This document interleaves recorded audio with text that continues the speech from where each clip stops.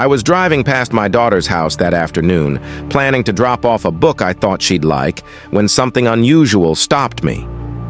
A silver Lexus sat parked outside the gate. Not just any Lexus, my Lexus.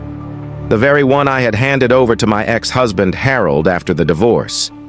A gesture of habit and misplaced kindness. I hadn't seen that car in months. Harold lived across town. What was he doing here, on a weekday afternoon, in front of my daughter Emily's house? Something felt off.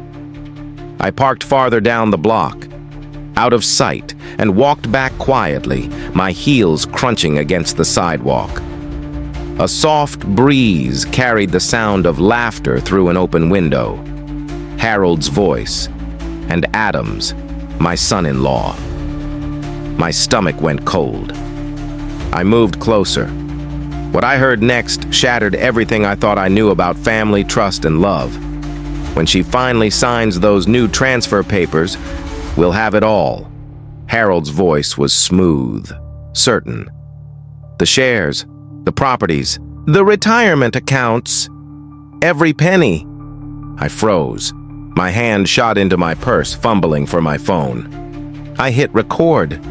She still trusts me, Harold continued with a dry chuckle. Lucille actually believes I'm helping her update her estate. Plan.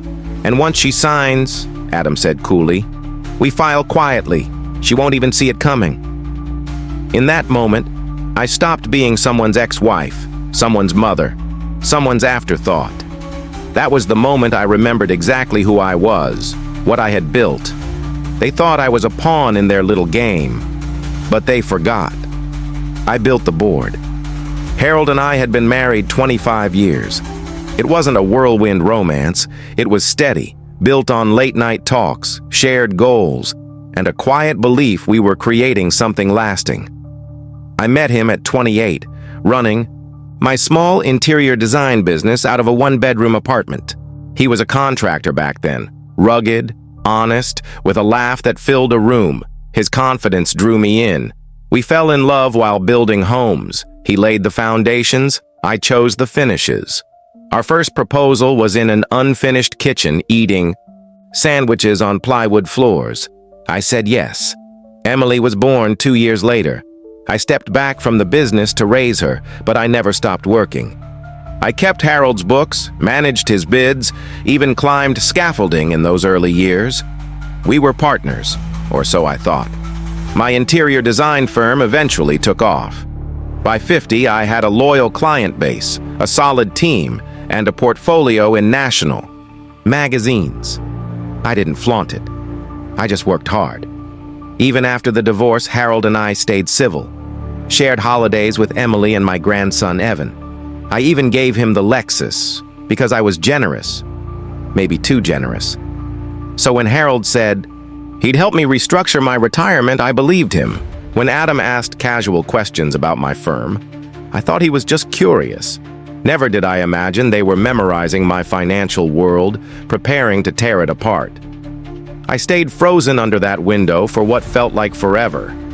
My heart pounded. So hard I thought they'd hear it.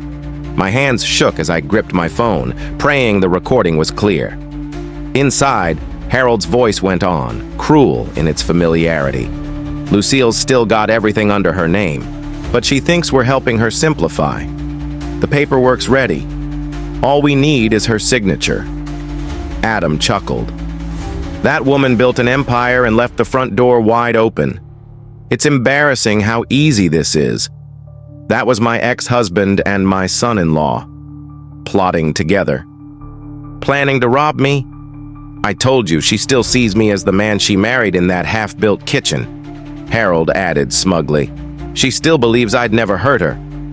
They laughed, and I, Lucille Harmon, stood outside, my back pressed, against the bricks, fighting the urge to collapse. 25 years of memories crashed over me. The crib we built from scrap wood when we couldn't afford one. Christmas Eve working all night side by side. Our very first business card printed cheap but proudly. I had believed in all of it, and now they were counting the days until I signed away everything I had ever built. A twig snapped beneath my shoe. Inside, their voices cut off. "Did you hear that?" Harold's tone sharpened. "Probably the neighbor's cat," Adam muttered. I crouched low, hidden behind the hedge. They fell quiet, then resumed. Their words oozed out like poison. "We'll file quietly. Claim she's confused, maybe unstable. Play the age card. If she resists, we escalate. Say she's paranoid. Use her independence against her." I couldn't listen anymore. I crawled away, shaking, until I reached my car, locked the doors, sat frozen, staring at the wheel. This wasn't betrayal. This was a heist, and I was the mark. But they made one mistake, thinking I would crumble. They had no idea the battles I had already survived. The boardrooms where no one took me seriously. The sleepless nights. The grit it took to build everything I had. They didn't know who they were up against. I drove away from Emily's street, a single thought burning in my chest. They thought they were writing my final chapter, but I was only beginning my next act. That night, I didn't sleep. I sat at the kitchen table, replaying the recording over and over, the glow of my laptop painting the room cold blue. Each time Harold laughed, something inside me broke, and then hardened. The signs had been there all along. Harold accidentally taking my client ledger. Adam asking to review insurance after my surgery. Emily urging me to let Adam handle my legal papers because he understands the lingo. How blind I had been, how willing to believe, but no one was coming to save me, and I wasn't weak. I wasn't broken, and I sure as hell wasn't done. I shut off the recording, opened my files. Years of contracts, statements, records, every detail sharp and organized. Harold and Adam thought I had no defenses. They thought quiet meant powerless. They were wrong. I pulled out a legal pad. 3 columns, assets, weaknesses, leverage.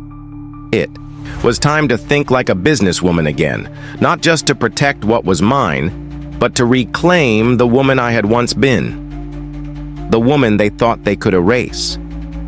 At dawn, I called the one person who had always respected my work, Sarah Ling, my accountant for over 10 years.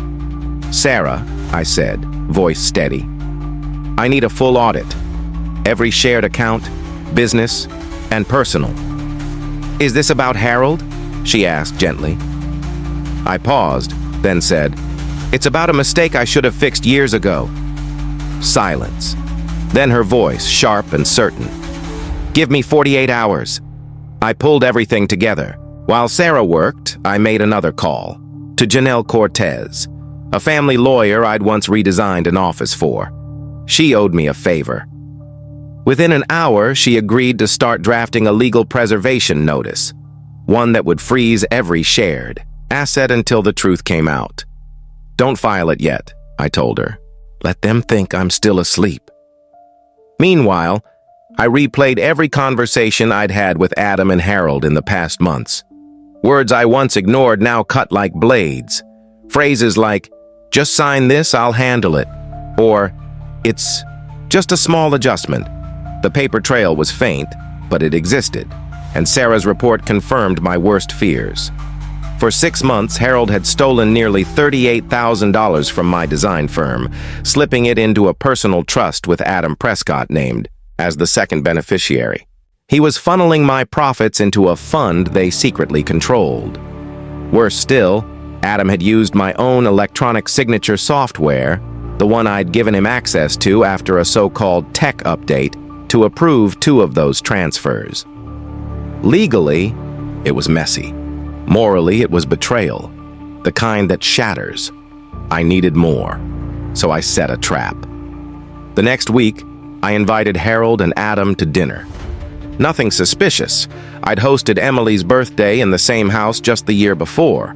I acted calm, even friendly, saying I wanted help updating my estate plan, just to ease pressure on Emily. The lie nearly choked me, but they bought it. They came. Harold with his fake charm, Adam with that smug smirk, but my home office was ready. Hidden cameras in place, my phone recording. With Sarah's help, I'd created fake documents that looked official but meant nothing. I slid the folder across the table, told them I was ready to sign everything over. But first, I had a few final questions. Their masks dropped instantly. Harold explained which assets would be easiest to funnel under Adam's management. Adam leaned in, assuring me he'd keep everything discreet. They were wolves, convinced they'd cornered prey. They never realized I was the hunter. That night, they signed their downfall, not with ink, but with their own words. Audio. Video. Proof. By the time they left, I had everything I needed. Admissions, lies, evidence of collusion. I stood at my door as they walked away, smiling politely while my heart pounded like thunder. They thought I was giving them my legacy. What I was really giving them was the rope. Because when a woman builds something with her bare hands, she knows exactly where the foundation lies and exactly where to strike. That Monday, I walked into Janelle Cortez's office, not as a victim, but as a client with a case. I handed her a flash drive, 2 audio files, 3 surveillance clips, Sarah's full report. Janelle listened in silence, her face hardening by the second. Finally, she looked up. "Lucille," she said, "this isn't just unethical. This is premeditated fraud, financial coercion, conspiracy." I didn't need the labels. I just needed action. By that afternoon, Janelle filed an emergency petition in family court. All assets, business, trusts, investments were frozen. Within 24 hours, a judge signed the order. Harold and Adam weren't told right away. Timing was everything. The next move was personal. I called Emily. She answered with her usual warmth, still blind to what was coming. "Sweetheart," I said softly, "can we have coffee tomorrow? Just us." She agreed. And I prayed the little girl I raised, the one who cried when I missed. Her recital, who used to fall asleep in my arms, was still alive inside the polished woman who married Adam. That night, the final lock clicked shut. Every card, every account Harold and Adam could touch was now dead. Their grip on my empire, as Adam once arrogantly called it, had turned to dust. Tuesday morning, the storm hit them. At 9:11 a.m., Harold tried to pay property tax. Transaction denied. At 9:46, Adam tried logging into the portal. Access revoked. At 10:03, Harold texted me, "Did you change the accounts?" Getting weird alerts. I didn't answer. At 11:25, Adam called twice, left a voicemail. "Lucille, I think there's a misunderstanding. Can we talk privately?" By noon, their lawyer fired off a desperate letter claiming asset mismanagement. Their panic was rising. I stayed silent. That afternoon, I sat in a school auditorium, clapping for my grandson Evan in his play. I laughed when he forgot his lines, bought him ice cream after, because life doesn't pause for betrayal. Sometimes, the boldest way to heal is to keep living. That evening, I sipped wine on my porch. For them, the storm was just beginning. For me, it was finally breaking. When you've built something brick by brick, you don't run from the wind. You anchor yourself. The hearing came fast, less than 2 weeks. Harold walked in wearing his best suit, stiff and smug. Adam swaggered in late, clutching a thick folder. But when the judge allowed the recordings into evidence, their confidence shattered. Their voices filled the courtroom. Their laughter, their plotting, their betrayal. Harold tried to interrupt. "That's not the full context." But one look from the judge silenced him. The ruling was swift. Assets frozen. Transfers voided. Full control of the business returned to me. And most important, the court declared their actions a coordinated fraud. Not just wrong, illegal. They didn't dare meet my eyes, but Emily did. She stood outside, arms crossed, jaw tight. She had heard every word, seen every transfer, watched. Her husband and her father destroy themselves. We didn't speak at first. Then she whispered, "I didn't know, Mom, I swear." I believed her. But belief doesn't erase scars. "It's your turn now," I said. "Decide who you want to be in this." Tears filled her eyes. "I want to do better." And she did. She filed for divorce, changed her name back, even offered to help me rebuild what they tried to steal.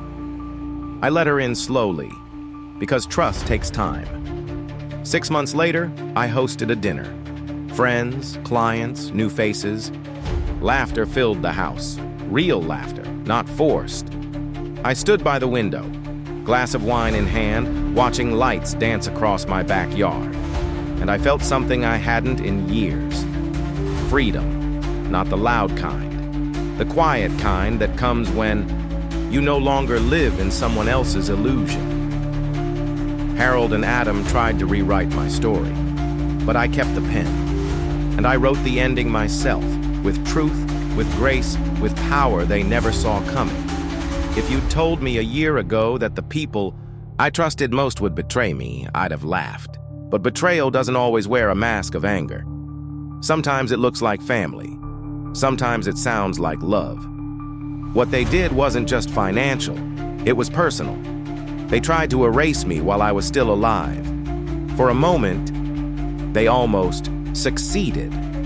But what they didn't count on, what manipulators never count on, is the quiet strength of a woman who's had enough. They saw a target. I knew I was the foundation.